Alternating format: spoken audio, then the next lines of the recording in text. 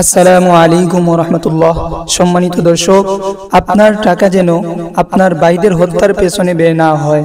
ইহুদিবাদী জালিমদের পণ্য বর্জন করে মজলুম ভাইদের পাশে দাঁড়ান, ইমানি দায়িত্ব পালন করুন। আজকের এই ভিডিওতে আমরা দেখতে পারবো ইসরায়েলি সাবান পণ্যগুলো এবং বিকল্প পণ্যগুলো কি ব্যবহার করব তা। তো চলুন আজকের এই ভিডিওটি শুরু করি।